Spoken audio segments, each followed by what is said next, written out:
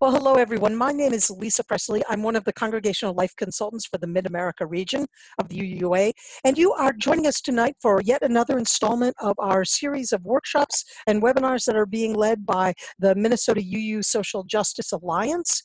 Tonight's webinar topic is From Charity to Solidarity, Developing Accountable Partnerships with Theological and Spiritual Humility. And let me begin just by thanking you all for being here and introducing Ashley Haran, who's the Executive Director of MUSJA, as the acronym is pronounced. And Ashley, I'll let you take it away from here. Thank you, Lisa. Yes, I've got everybody trained. So Karen was doing it with me. Our gestures, MUSJA. Exactly. Thank you, everybody. We appreciate you. So good to see some faces that I've seen a number of times in this series and some new folks. And thank you, Lisa and Mid-America region for inviting us to partner on this series. So I want to introduce two of our special guests this evening. You'll notice first that Pastor Danny Givens, my partner in crime here at MUSJA, is not with us. He's actually celebrating his wife's 40th birthday this week and will return, but he missed our webinar this time. But in his stead, and in fact, in addition to our presence here at MUSJA, we're bringing a couple of our co-conspirators in movement work here in the Twin Cities and people who are vastly inspirational to me in my work, and I'm just thrilled to welcome them. So will you please welcome Lena Gardner, who's the Executive Director of Black Lives of Unitarian Universalism. Many of you know Lena's work from many facets of UUism and her public presence and her visionary work for our faith. And I'm also pleased to welcome Karen Moratz, Executive Director of Jewish Community Action, which is a powerful faith-based organizing platform here in the Twin Cities that does a lot of work at the intersections of Jewish identity and race and economic justice and all kinds of things. And so would invite both Lena and Karen to introduce themselves a little more in a minute, but I want to start, as is our custom, with a little reading. So whether virtually or actually, I invite you to take a second, take a deep breath, and light your chalice if you are a Unitarian Universalist who does such a thing.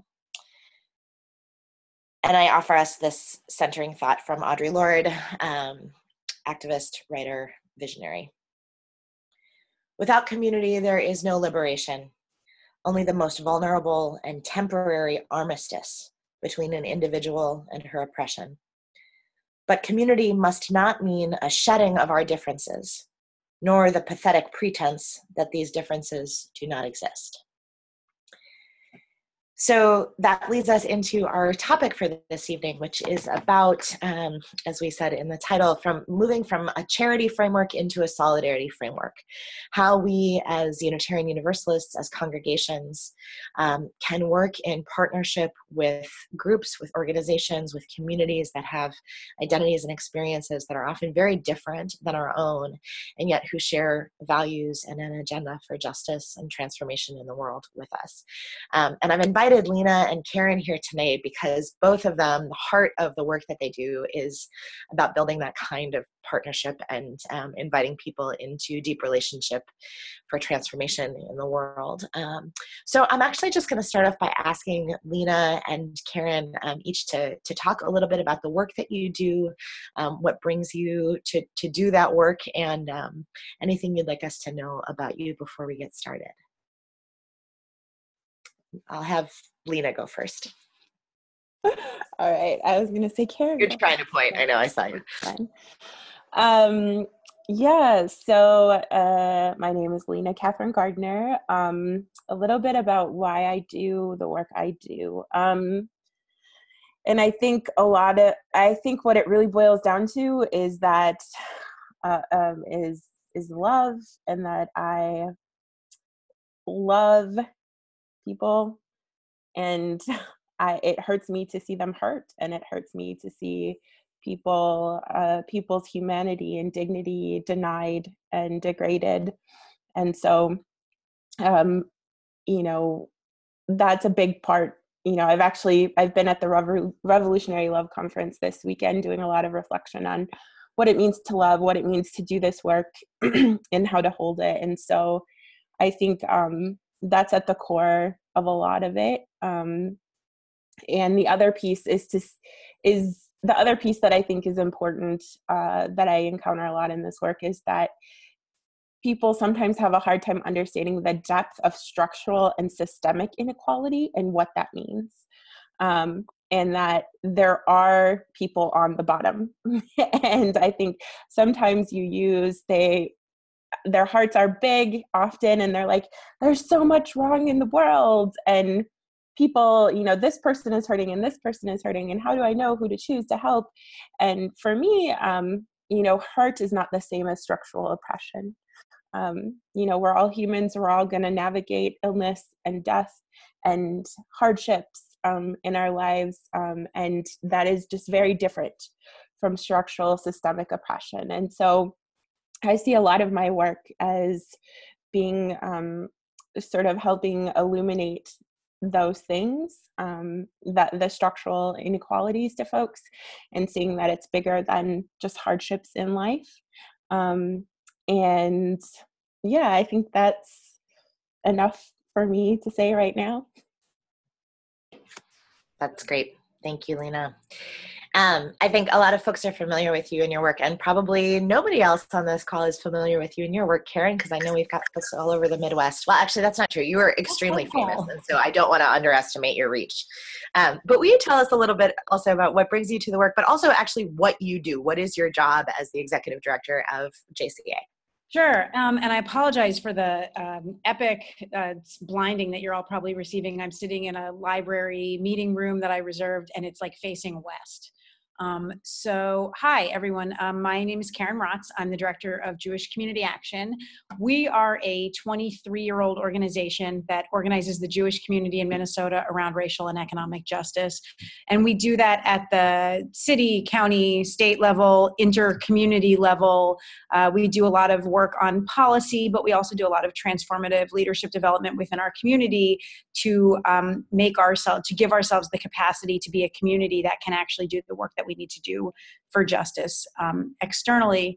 I've been the executive director of Jewish Community Action for about a year and 1 month, but I've been on staff for about 14 years. And prior, I was an organizer. I led our communications, operations, fundraising, and I was our deputy director, and I became the executive director last year. I actually came to community organizing not through faith. I was a resident of low-income housing, and I got involved in an organizing campaign to save my housing, which ultimately failed, as they sometimes do, but taught me about the power of organizing collectively with people with whom we have a shared self-interest, and how to use groups of people to either disrupt something that's happening or to force something to happen that's not already, in terms of using collective power as a lever to change structural discrimination and racial oppression. So I came to JCA in 2004, and it was the first time I ever really understood that there was this huge, vast community currently in modern times of progressive Jews who were doing traditional, like Saul Alinsky community organizing for racial and economic justice on a very local level. It was really exciting to me, and I've been doing it ever since. We, do our work. We are a faith-based organization, and we come to our work from, there's a text background. There's this belief that we have inherited a world that was already broken before we got here, and that it is our job to do the work to fix it. It's not our job to complete it, but we're not allowed to not do it. There's also a huge historical background in our community, especially here in America, within the labor movement, within the civil rights movement, of community organizing and community organizing alongside communities around issues that are directly affecting them, and working together. The other thing that drives a lot of Jewish social justice organizing, we just finished Passover last week, and it's kind of our central story. And it's our story of liberation, but it's our story of liberation and peoplehood, not through divine intervention, but through people and organizing and building community. And so it it drives a lot of our model, which is about building collective power with other communities. And we have a fundamental belief that all of our destinies truly are intertwined. What happens to everyone else actually affects us.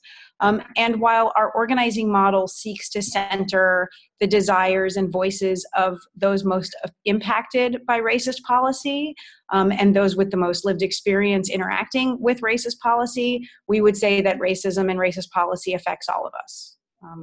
Some of us more than others, and we're here to fight for all of us. Beautiful. Thank you, both of you.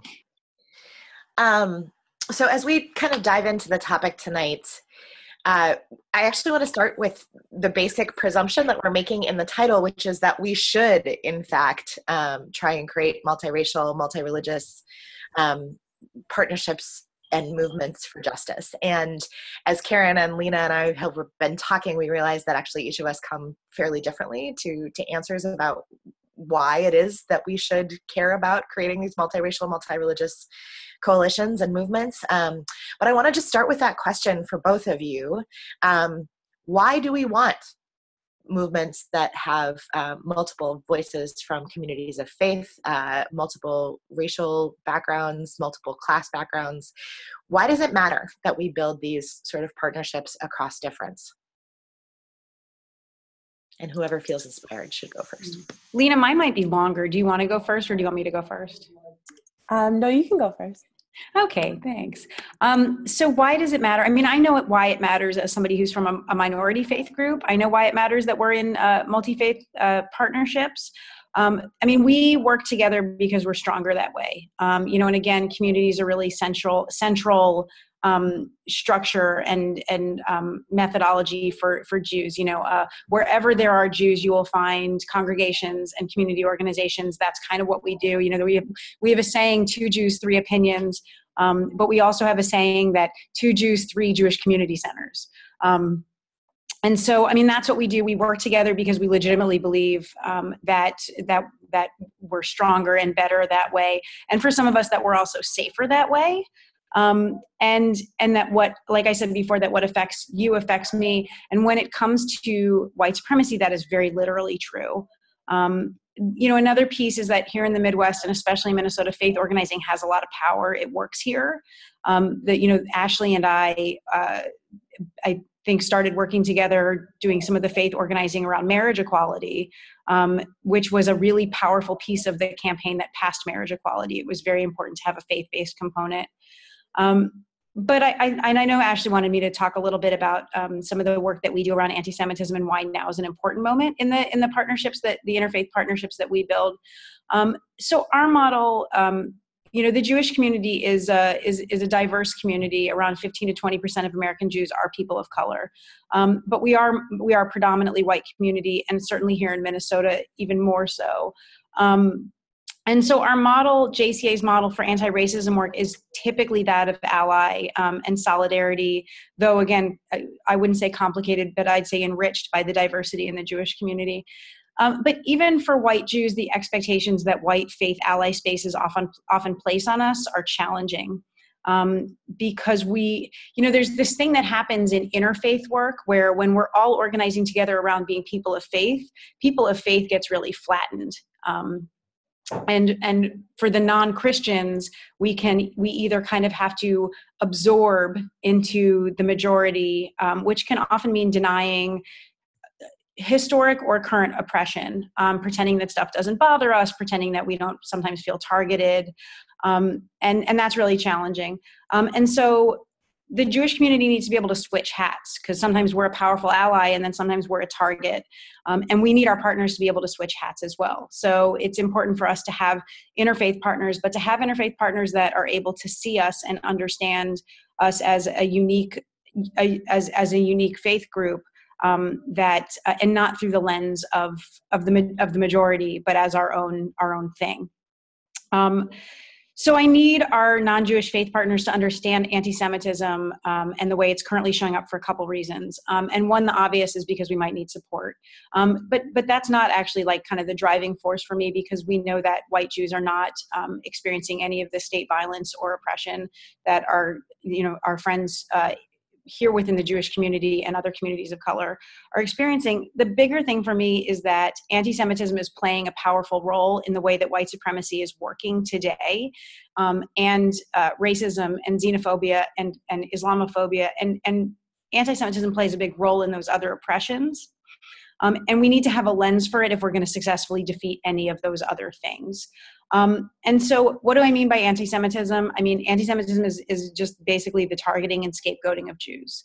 And it serves to isolate us by making us a buffer and a target for oppressed people who should be our partners. It positions anti-Semitism positions the Jewish community as a buffer between oppressed people that we should be working with and the true power, which is capitalism, I would say, that is actually oppressing people. It tells white, disaffected people to look down at people of color, specifically Black and brown people who are either taking jobs or working the system. And it tells them to look up at the powerful Jews who are controlling the economy. And it keeps them from ever looking directly ahead at the real source of the power that is oppressing them. And so the Jews have been a very important group for white supremacy. It casts us as controlling and powerful. Anti-Semitism is pretty cyclical. It happens in a regular cycle. And ironically, it works best when we are actually doing well. An oppression that sets us aside by inflating how powerful we are is most effective when we actually do appear to be doing well. It's kind of a painful irony. The way that I often explain anti-Semitism is that it's hard to process it the way that we process other oppressions, because anti-Semitism punches up rather than down. So rather than saying that we are less than, we are not intelligent, we are not capable, it positions us as these like controlling masterminds. And it makes it harder to recognize because it seems like that's not that bad, to control the weather. We don't, by the way. And it makes it harder to recognize, and it also makes it harder for folks to be an ally to us when folks are most comfortable being allies to people who they believe need saving. So if your model for allyship is those poor people, we should help them, it's harder to ally yourself with Jews who are experiencing anti-Semitism because that's not what it does to us. Although it does isolate us and separate us and put us in danger very similarly. So how does it impact white supremacy as a machine that's bigger than just Jews? I mean, first of all, like the most foundational, like bogus, bad science of race came out of anti-Semitism. And like I said, it keeps people from honing in and understanding who the real power is. It also provides convenient answers to how Black people successfully organize over time. So for a white supremacist, if your premise is that Black people could never be brilliant enough to gain civil rights or to organize Black Lives Matter, then somebody must be behind it. And the most convenient answer for most white supremacists is it's the Jews. And so, in the same way that we were told that the Rothschilds were funding and controlling civil rights, we are told that George Soros is funding and controlling Black Lives Matter.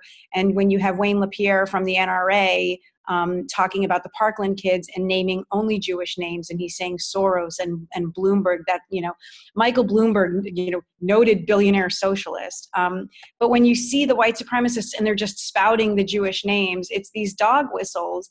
And it takes away the actual agency of people of color-led organizing. And it's super effective in that way because it gets white supremacists really worked up and pissed off at the Jews, and it also pisses off the Black activists who are not getting credit for their brilliance and who we should be partnering with. So I know that was a lot of information, but I know that some of the framing for why we are working more thoughtfully with other partners of faith lately is about the ways in which we need our faith partners to understand anti-Semitism. We have a lot of faith partners, Christian faith partners that we work with who have a great understanding of racism and a lens for Islamophobia and xenophobia, and yet participate in garden variety anti-Semitism regularly without any type of recognition for how it's not just hurting us, but how it's actually making racism stronger and better at oppressing the people that's targeting. Karen, that is all so super helpful. In particular, I think it's worth noting for this audience of Unitarian Universalists, a pattern that exists among UUs, which is that when we're when we're the only non-explicitly Christian group in a Christian space, we feel like really outside of it. And then when we're in a sort of quote unquote multi-faith setting with Muslims and Buddhists and Jews and everything, we sort of still feel distanced, but culturally and in terms of our practices and our assumptions, we are absolutely Christian in terms of not our theology, but the way that we structure our lives and the assumptions that we make about how people partner. And so I want to be really explicit here in, first of all, thanking you for that offering, but also challenging us as Unitarian Universalists who don't necessarily identify theologically as Christians, but who in terms of the practices that we follow and the sort of shortcuts that we make in our cultural vocabulary, we really are still culturally Christian, even though our theology has perhaps shifted. And so I think it really is deeply important for us to understand at least the basics of anti-Semitism in order to be doing work for racial justice and all kinds of other pieces of justice. So thank you, Karen, for that offering. Lena, I want to invite you to jump in and react to what Karen has said, as well as just sort of answering that question that we started with, which is, why do we care about multiracial, multi-faith movements for justice? Why should we be working for that? Yeah, thanks for the question and for all of that context and definitions, Karen. Is really helpful. So I think I'll start by answering this question with sort of a description of myself and how I exist in the world, because I think it'll be helpful. So I am of mixed racial heritage. Both of my grandpas are Black and Native, and both of my grandmothers were white. That said, both white sides of my family disowned them for marrying Black men. So culturally, I was raised Black in a Black middle class family. Why that's important is because I have always had to operate in two worlds. And I'll just pause here to say you might hear my friends coming in with their little one. So if that's what you hear, they're here. So my background and my light skinnedness puts me in a unique position in the world, which is that I can travel in many spaces, in Black spaces and in white spaces, and I am seen and heard differently than darker skinned Black folks. And I see and understand a lot of different experiences differently than folks who don't have the same privileges that I do. At the same time, whiteness is still, we still operate in the US on an assumption of, the one drop rule. So if you have any Blackness in you, then you are just Black. And I say that in a way that because it's not served as a good thing for many people, and I'm not saying that in a way as I actually love my Black cultural heritage and I love being Black, so I don't want that to land on people in that way. So why is it important? I think for me, it's important because I feel connected on a personal level to lots of different groups of people. And also, depending on the space, I'm also read as racially ambiguous, or as I like to say, my superpower is ethnically ambiguous girl. Even like multiple times walking down the street in New York, people are speaking to me in Spanish. And I'm like, I'm sorry, I'm actually not Puerto Rican, but I love you too. And so it's important because we aren't going to help fix what is broken in the world in our groups alone, because these systems are bigger than any one group and they are more powerful than any one group. So I feel like, just from a very strategic standpoint, we just aren't going to get anything done if we're not together. And we're going to see we're seeing the fruits of our siloed labors right now in our current political moment. And not just in our current political moment, but also in the deep structural and systemic inequities that are literally killing Black and Brown and Indigenous folks. And to me, that is a part of my faith, is that I feel compelled to do my best and to build to try to stop those structural inequities and try to right them. And I'm just very clear strategically, at a basic level, we're not going to get it done if we aren't working together. So there's that piece of it. There's also the piece of it that is, for me, a lot of my work is about transforming myself to transform the world, because all of us were taught these structures of oppression are both inside of us and our bodies, and they are also outside of us. So, there's this notion that like mixed kids, oh, they're so cute, they're more cute than like just a white kid or a black kid or like a Latinx kid. But that sort of thinking is a factor of colonization. It's like wrapped up in a lot of things about what constitutes beauty and what constitutes what's valued and what's worthy. And it's all based on European standards of beauty. So the closer you are in proximity to that means that you are afforded more privileges. So if we are going to transform that outside of our world, then that means that we need to be working on those ideas and things inside of ourselves. And we're not going to be able to see those things unless we are in community doing the work with people who are not like us. In the past years, like the area where I've been personally really pushed on this is around gender identity, gender expression, and how, my eyes have been really opened on what are my ideas about gender, what were the things I learned that are just not true and that are more than not true. They're actually hurting and killing people by me continuing to believe these things.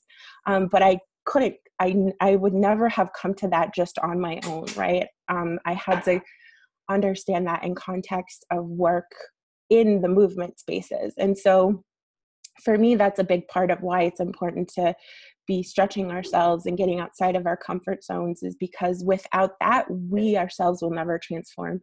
And that means that any work that we're trying to do to transform the world is not going to be truly transformational. It's just going to produce the same privileges and power dynamics, just in another way, which is what we can look back in history and see has happened, right? So I think that's a piece of why it's important for me too.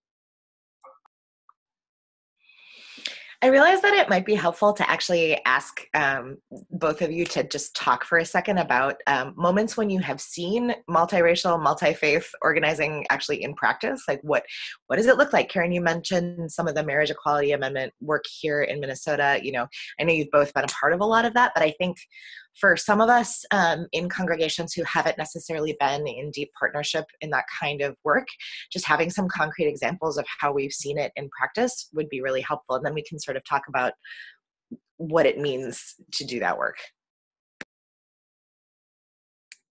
Lena, I feel like you go first this time, because I feel like you had some like more top of mind examples when we talked about this yesterday. Sure, yeah. So I think a couple examples that came to mind for me were the 4th Precinct shutdown in Minneapolis in the wake of the killing of Jamar Clark. And specifically, I'm trying to think if this is the right example, but I'll just go with it. There was an action we did at City Hall, and we did have faith leaders from a few places. They were mostly Christian. That said, there was a multi-faith presence at the 4th Precinct, and people were doing things, everything from covering, like helping bring food to the encampment, to going to marches, to showing up as a clergy presence to help de-escalate police officers. And there was like one, specific example I had too was Reverend Meg Riley, whom many of you may know. We were doing an action. We had very little time planned, and I just called her and I said, "Hey, I need some bail money. Can you help with that?" And she said yes, and that was it. That was the total of the conversation. So and because she knew that like there was a lot on my shoulders and like I was super stressed out, and then she just took it upon herself. You know, she didn't actually even ask me like a ton of questions. Like that's one thing that like UUs in particular like to do is like, oh, you need something here, let me ask you a million questions about it. And sometimes I'm just like, no, I can't field all those questions, so I'm not even gonna ask, you know. But what Meg did in that moment was she was like, cool, you need this? And she was like, you know, she called me back 3 hours later. She was like, hey, I got $1,000 for you. Can you pick it up? Or not, can you pick it up? Can you meet me and I'll drop it off here at this time? Done. Like, and I just felt like part of the reason she was able to do that was because she called on a network of people from other faith communities to say, how much do you think we need? Okay, let's try for 1,000. If that's not enough, we'll come up with some more later and we'll drop it off. And, you know, it was a whole network of people, which took the burden off of me as I could deal with other logistics, like turnouts, like doing press, like doing media, like meeting with Jamar Clark's family, like all of that stuff. So I just felt like that was a really good example of being, you know, in community and really being responsive. I think there was another, oh, go ahead, Karen, did you have? Oh, okay. And then I have one, but go ahead, finish. No, okay, I'll make this one short. The other big one that I was thinking about was actually the very first, you know, it wasn't actually an action, but it was a vigil. That was like the very first event I did that kind of catapulted me into BLM stuff. And it was at First Universalist Church, and it was a vigil that we did. And it was multi-faith. It was probably one of the most multi-faith things I've done or been a part of. And we had, you know, speakers there from a variety of faiths. And it was very, it was powerful. And I think that it launched a lot of people spiritually. It like fortified them and launched them into the work in a deeper way, because it was so like, because a lot of different people could see themselves reflected in who was up, you know, speaking from the sanctuary, from the pulpit. And that just made a really big difference, I feel like, in the energy that kept people going for a long time after that. So I was gonna just mention that. Thanks. I've been thinking about something that happened about 10 years ago. Actually, the 10th anniversary is coming up next month. In May of 2008, ICE raided agri-processors in Postville, Iowa, which at the time was the country's largest kosher meat factory or production plant. And when ICE raided, they ended up arresting or detaining about almost 600 workers, mostly from South America and Central America. And many were deported and many were detained. And it also, at the time, surfaced this raid, also surfaced a bunch of like workers' rights violations, that not only were they employing a large number of undocumented people, but they were also treating them like garbage. And so this was something that for us sat squarely in the intersection of immigrant rights, worker justice, and faith, because this was all in the name of producing kosher food for the Jewish community. And the owners, the Rabashkins, were Orthodox, they're no longer the owners. They are Orthodox Jews. And so my community felt a lot of responsibility to respond to this, partly because we respond to ICE raids regardless, but this felt incredibly important to have a strong Jewish voice on to say, no, not in our name, and to get involved. And so we participated in a very long-term, first we went down with a few hundred of our members and we marched on Postville. Postville is interesting and a little bit unique in that the undocumented workers had actually been fairly well integrated into the town and into life there. And a lot of that had to do with the Catholic Church at the center of town, and the way the Catholic Church had provided so much support and services to those families. And they were just like gorgeously welcoming to us. It felt so important at that moment for our faiths, the Catholic faith that represented the Catholic Church that represented the workers, and JCA that represented the Jewish community to work together here. And so we did a response. Many people were deported, detained. What they would do was one, like a husband and a wife would both be arrested, and they would let the wife go home for 6 months and wear like a house arrest bracelet while her husband was in jail. And then after 6 months, they'd switch them so that the kids always had one person at home. But whoever was home was still on, house arrest, and it effectively lengthened everyone's sentence. But what ended up happening was the entire town felt the impact of this, because the kids had to get pulled out of school. And the public school got shut down, and businesses struggled, and the town felt the impact. And so we stayed involved and worked with the folks in Postville for a couple of years afterwards on a community benefits agreement. For us, there's a couple parts of this work. There is that immediate rapid response and bringing a strong Jewish voice to emerging injustice. And then there's this piece that's about addressing these problems structurally. And so we worked with the folks in Postville over the next couple of years to create a community benefits agreement so that whatever did come in and purchase the factory would have an agreement with the town about the way that they were going to develop and treat their workforce. And the other piece you should know that Sholem Rabashkin, who was the owner, he did go to prison, and his sentence was recently commuted by President Trump. Which is unsurprising. And this was just it was such a moment where it became really clear that there should be a multi-faith response, and why there should be a multi-faith response. And we just built these relationships with the folks at the church. We're actually going back on May 11th. We're bringing a busload of JCA members for the 10th anniversary. And many of those relationships are still intact. So. Those are beautiful stories. Thank you both. And I think one thing that was really helpful about both of those is you sort of articulated some of the ways, like what it actually looks like in practice to show up, what the solidarity looks like, what the practice of that is.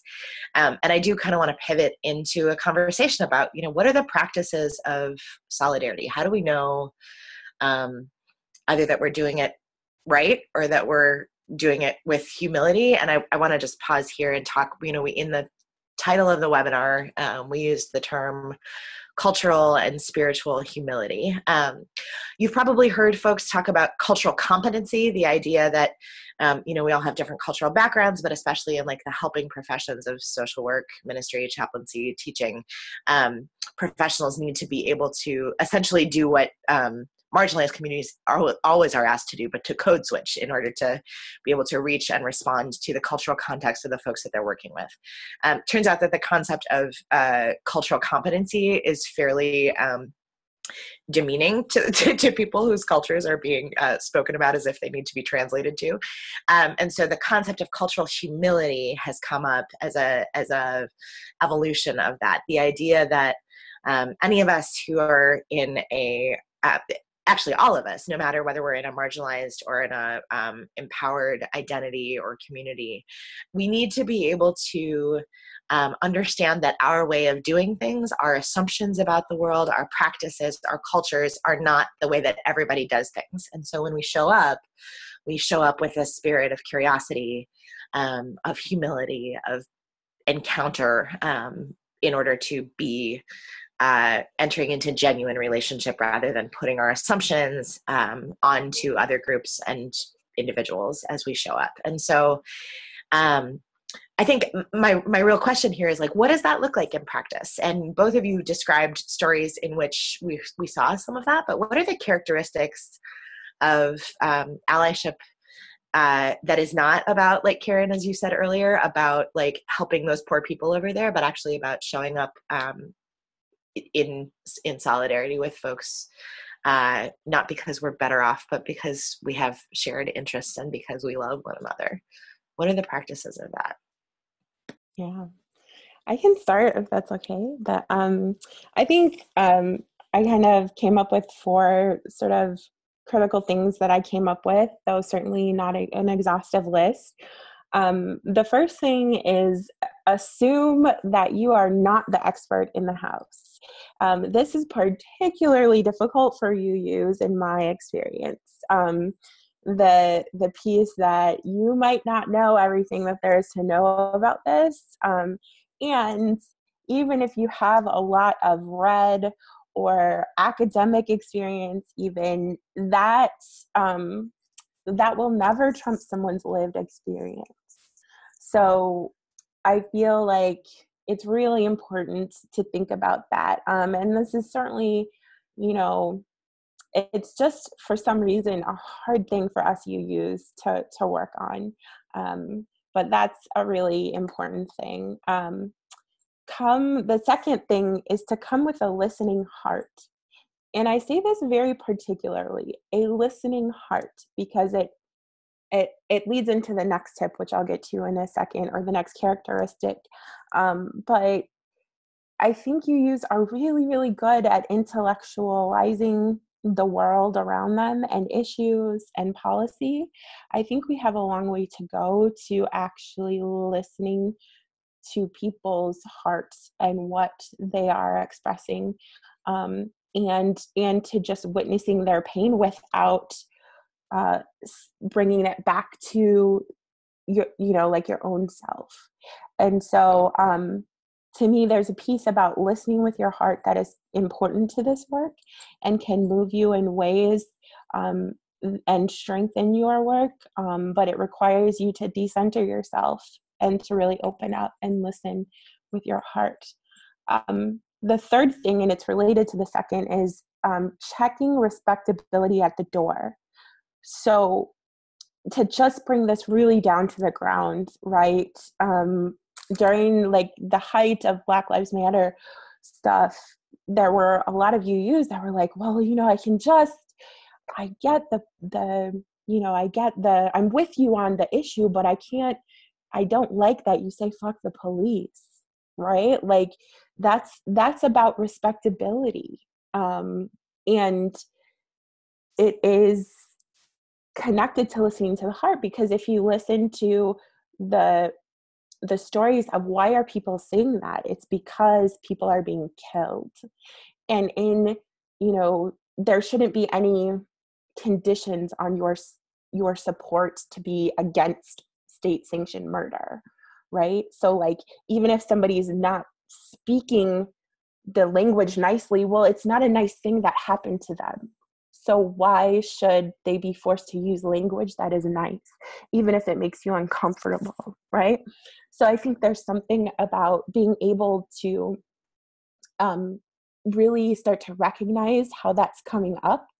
That also comes up in like grammar policing people, in pointing out every little mistake or typo or something that somebody's putting out. And instead of really saying, what are they trying to communicate? And, like 99% of the time you understand what they're trying to communicate with that grammatical error. So could you just maybe let it go? Like, like stuff like that. That respectability piece, I think, is really important to building authentic relationships. And the last part is also like a sticky point for a lot of us, but it's about letting go of control and understanding that anytime you're in solidarity with someone or with a particular group of people facing a particular issue, your input and your control is not needed. And in fact, it's harmful. So like, as a Black Lives Matter protester, I have a good friend and colleague, Amelia from Navigate. I'm not going to show up at her, event and try to tell her how to run it. When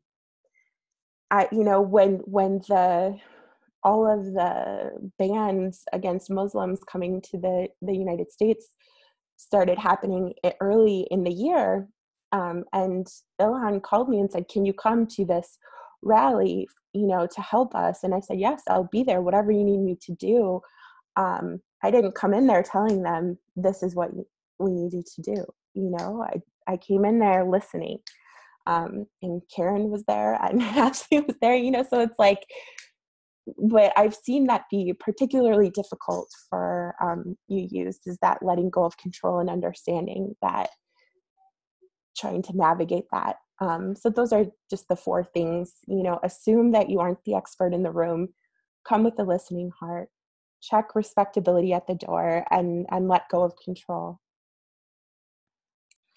Those are super helpful, Lena. And I just want to highlight, I think as I was first listening, my tendency was to hear you talking about individual people, but I want to be clear that you're talking about teams of people here. You're talking about groups of folks showing up. And I think that it's really important to name that all of those practices become even more complicated when we're talking about your social justice committee or your, immigration solidarity group or whatever it is, because, and I think Unitarian Universalists tend to idolize democracy so much, this quote unquote idea of the democratic process where everybody gets a say.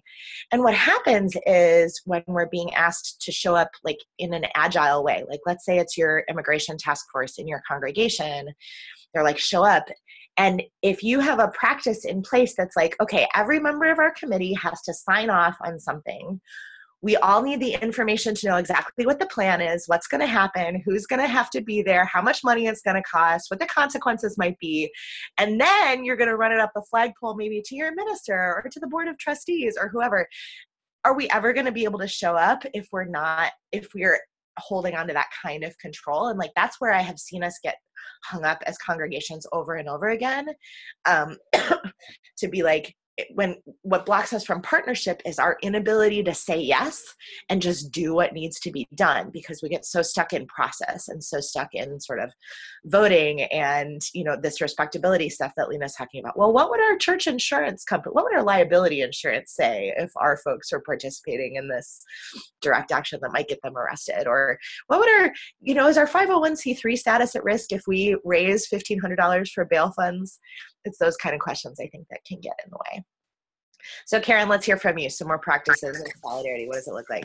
I would add just a couple specifically geared towards interfaith partnership. One would be that if you really want to do something in a meaningfully interfaith way, then you have to embrace the things that make other faiths unique rather than see them as hurdles or burdens or things to negotiate. So, I get invited weekly to participate in something interfaith that happens during Shabbat, which is a time when it's a 25-hour period when I don't represent my organization and Jews don't work.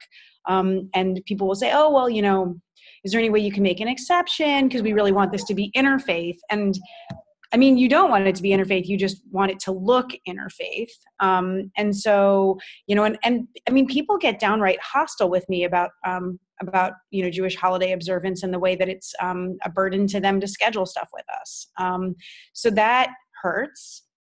And then the other piece is that I would say, and we work with multi-faith partners often. It's challenging when dominant faith groups represent themselves as we are the people of faith. And we have in Minnesota organizations that will, we are people of faith. We're faith in Minnesota. We're the, and it is Christian.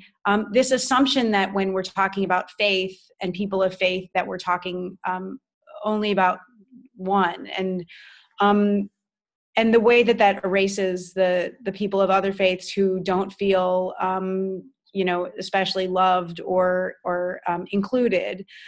But the one thing that I would say is, and that work is often very powerful. And so the thing that I would say is that sometimes it benefits us to have an understanding of the ways that the tools that make us very successful are actually oppressive to other people. And the way that, we use often Christian hegemony as a tool for success as organizers. And to understand and at least be willing to be challenged on the ways in which using one dominant worldview to dismantle another. So, for example, using Christian hegemony to fight racism, just to be willing to be challenged in how that might be very effective in one way and also really challenging for a lot of folks. Beautiful.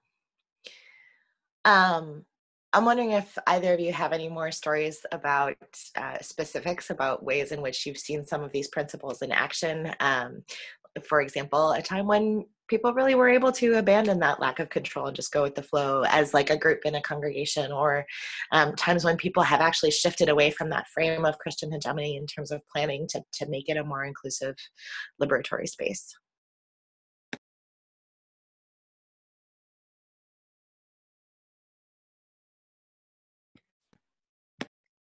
I mean, honestly, like I have more stories about like our secular partners, you know, because like I said at the beginning, I think that when faith is the thing around which you are connecting, it can often mean that we stomp down the ways in which that we're not connecting and that we're actually different in service of that connection. But you know, that said, like, you know, we're both part of this this March table in Minnesota, which is this multi-faith anti-racism table, and I've found that at that table, I've found more people who are willing to grapple with some of this stuff than in 14 years of doing this work. You know, even just down to you know, some of the stuff, the post-inauguration like services and worship that we scheduled was absolutely scheduled knowing that there were multiple faiths in the room.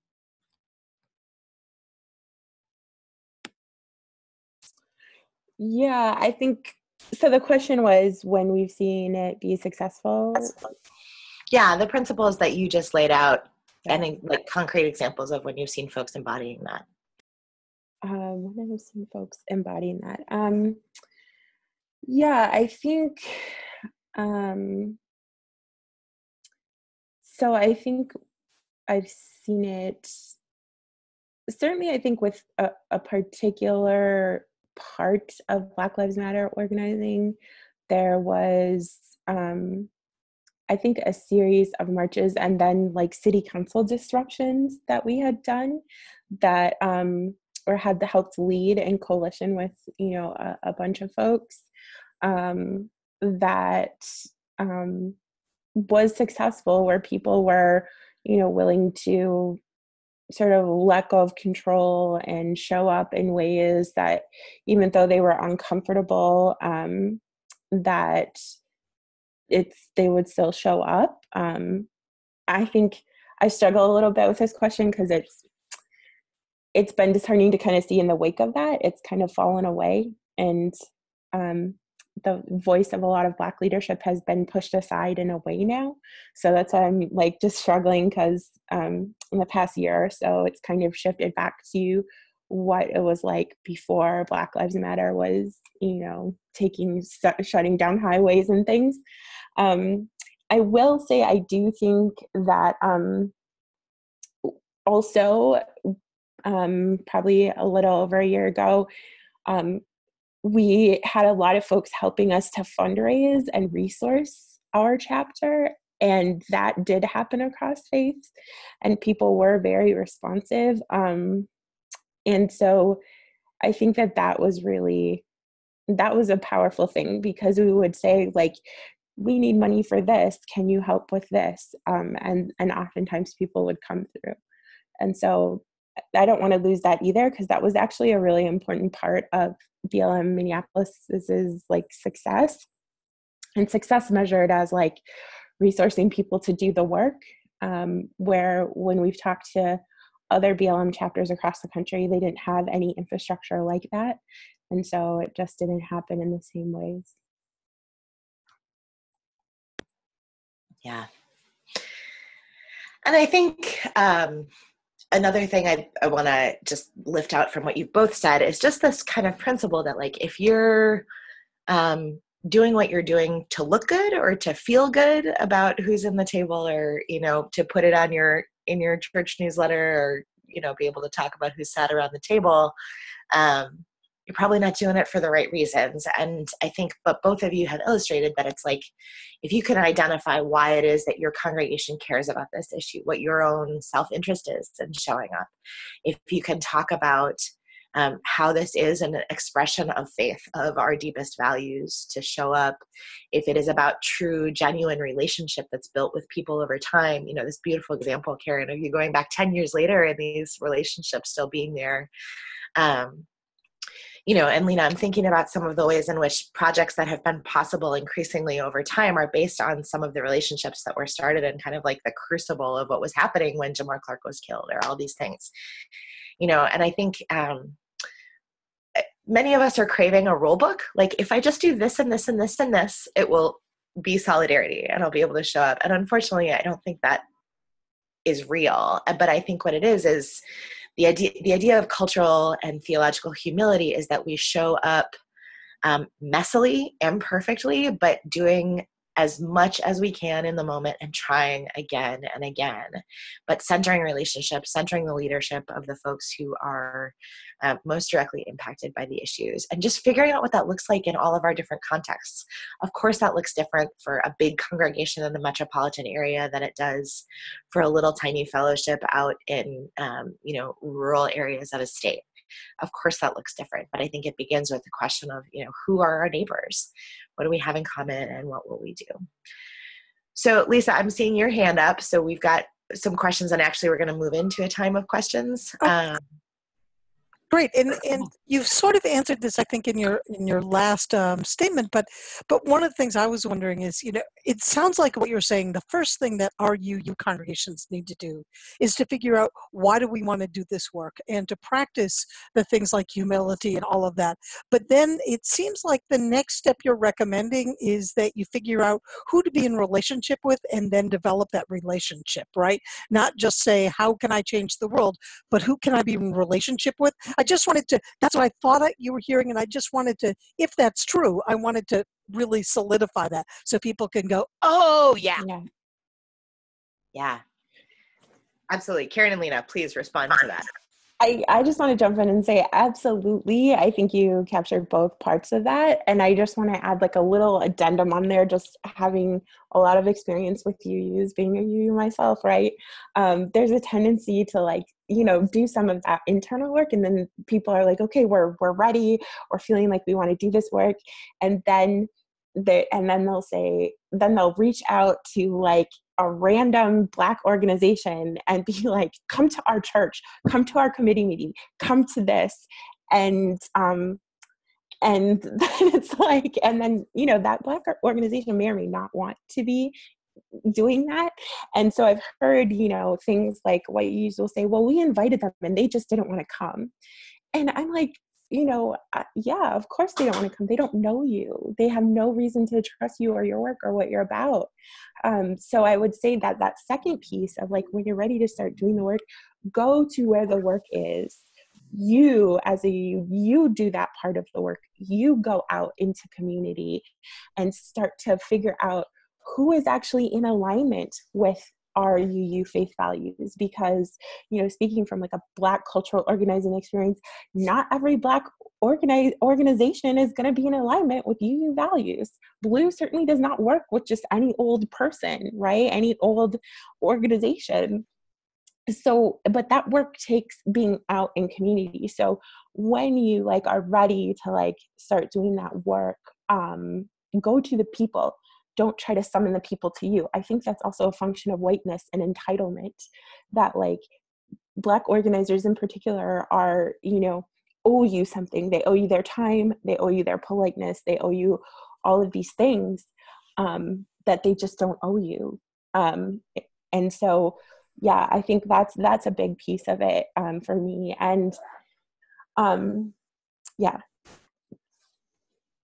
Yeah, I would just echo relationship before task is kind of a core value in our organizing. We would say that if we are doing things alone, then we're not just we're not just going to fail, but we're also doing it wrong. That working collectively is not just a means to an end. And also just understanding that building relationships with people who are different than you and working collectively is a direct. It's an act of resistance in this time. Against capitalism and against oppression in this moment. Yeah, so literally sometimes this looks like, okay, we're really interested in getting involved with, let's say, immigration issues. Identifying who the groups are that are doing the work already in your community, looking at what events are coming up, maybe sending a group of folks to go participate, inquiring as to, what would be helpful for us to bring, how could we support, maybe we take up a special collection and do whatever it is. But beginning with like, how can we go there rather than how can we get them to come here? Often sort of the initial idea is like, okay, how can we get them to come and do a forum or be the guest speaker at our congregation? And I think that instinct, like Lena said, is really aligned with some fairly oppressive cultural standards. And I also want to name that Unitarian Universalists are not a particularly evangelical people. In fact, many of us are pretty adverse to the idea of going out in the community and trying to like get people in, except when it comes to social justice stuff. We want everybody to come in and educate us. And so, I wonder if we might think about what would it look like for us, groups of Unitarian Universalists to show up and just simply listen and participate. Also without necessarily needing to mark ourselves as the special Unitarian Universalists who are there. Lena, I don't know if you want to say something about this, but the sort of like the UU tendency to brand ourselves in public. Yeah, I mean, I will just say, there have been a variety of BLM events, and by my last, active year in leadership there at events, they would literally point out the people in yellow shirts and be like, Lena, go get your people. They're acting ridiculous. And I'd be like, oh, okay. And inevitably, it was like a white EU pulling an organizer aside and being like, do you know what my idea for Black Lives Matter is? And it's like, are you Black? No, then we don't really care. Like, we really don't. And so it's just like those sorts of things, right? Like, can you go to an event, again, with that open heart for listening, not wearing a shirt, not carrying a banner. I also had somebody come up to me once and they're like, we have this giant banner of like holding hands and, it's about peace. And I'm like, this rally is about justice. We don't need this. Like, please go put it away. And they listened, which was a really actually good, sign of like, asking, is this okay? And then realizing that it wasn't. And then, they didn't take it personal. They were like, okay, we'll go put it away. So yeah, I think being able to show up without your, now side with love shirts on, in a spirit of listening, looking to connect with people. And yeah, I think that's really important. Yeah. So we probably have time for maybe one or two questions from folks, other than what Lisa just offered. So anybody have a burning question? And if you do, remember you will have to unmute yourself. So that's the lower left, or hover over your own picture and click the unmute. Or raise your hand wildly and I can unmute you if you can't figure out how to do it yourself.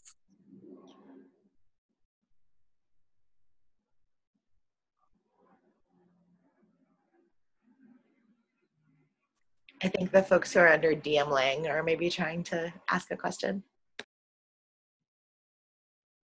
Hi, this is Diane from Racine, and Carl and Jennifer and Ron and Heidi.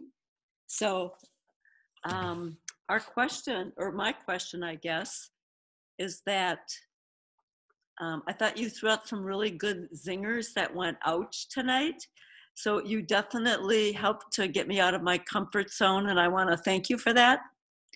My question is, if you could just develop a little bit more about sort of the oppressive cultural things and sort of that spiritual hegemony, I think is the way it was put, and ways that you do that.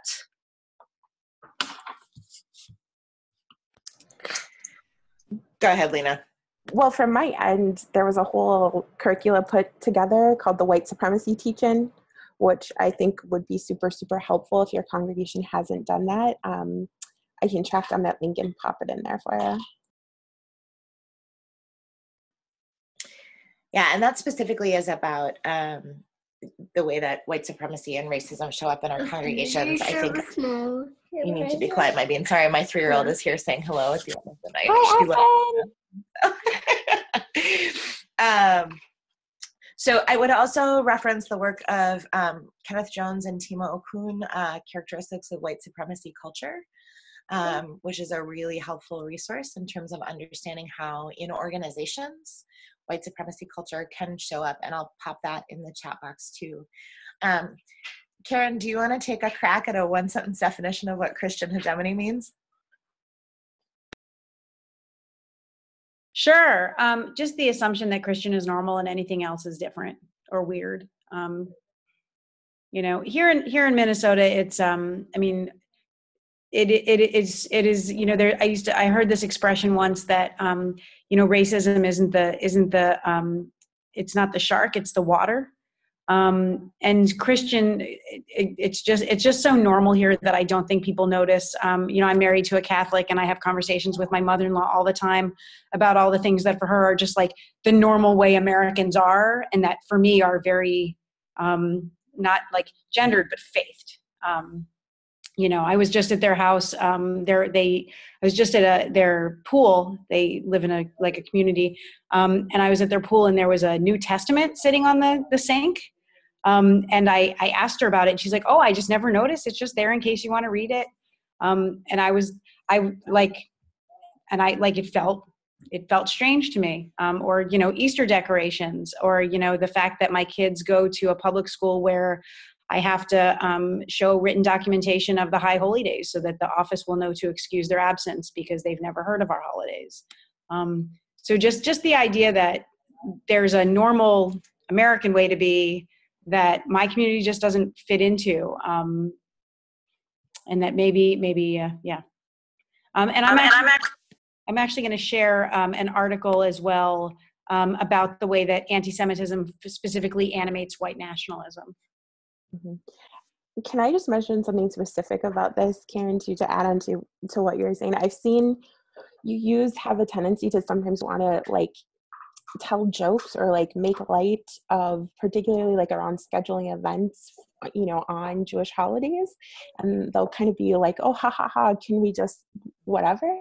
And I just feel like, you know, from a Black cultural perspective, we call those racial you know, aggressions, and they build up, and they're hurtful. And so I think it's not just about making yourself aware that holidays exist for Jewish people and for Muslims that are not Christian, but also when you become aware of them, like, don't belittle or minimize them or make a joke, make a light of it, because it's just hurtful, I think. So I just wanted to add that because I've witnessed that in UU settings before.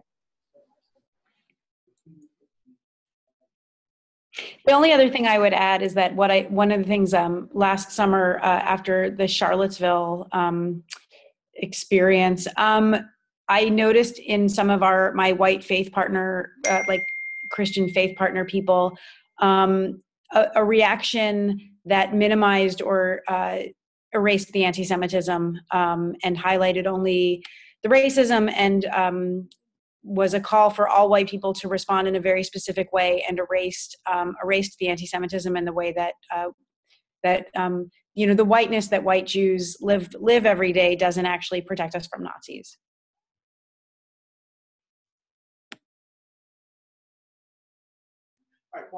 Beautiful. Thank you guys so much for these beautiful reflections tonight, and for joining us. Joyous sounds of a 3-year-old in the other room. Sorry about that. Now you get mine at the end of it. I want to end with another quote. This is from Anthony Thigpen, a Black activist and organizer, 20th and 21st century. "We cannot limit ourselves to organizing just one group of people, because our vision of society is broader than that. And if we're trying to organize on a large scale to gain real power, I don't believe there's any one ethnicity or religious group that can do it by themselves. Alliances have to be built between different communities, and we need to create multicultural, multi-religious organizations and multiracial movements. So thank you all for the opportunity to be in conversation with you. Karen Ratz and Lena K. Gardner, I thank you so much for your wisdom and experience and expertise tonight. And thank you, Mid-America Region, for making this conversation possible. Well, and thank you so much, all of you, for sharing your wisdom, for letting us learn from each and every one of you. And thank you also, I think, more for the work that you do in your communities and the world to make them better and more just places, and really appreciate that. I also want to just remind people, too, that the Unitarian Universalists are being called upon to support the commitment that the UUA board made to Blue, Black Lives UU, until the end of June, I believe. If you make a pledge from your congregation of a minimum of $10 per member, that will be matched. And this is to do reparations for the money that was promised to our Black UUs back in the 1960s that was never given to them, to be able to help them support and promote Unitarian Universalism within the Black community, and to be able to be fully a part of our movement. And it's one of the ways that we are structurally trying to help erase the impact of the white supremacy of our movement and its history. So I invite you all to look at that. If you can't find the information about it, feel free to email me. I'm Lisa Presley. My email address is lpresley@uua.org. And with that, I want to just thank you all for being with us this evening, and to those of you who may be watching this at other times of the day when it's up on our website. Thank you so much. Good night.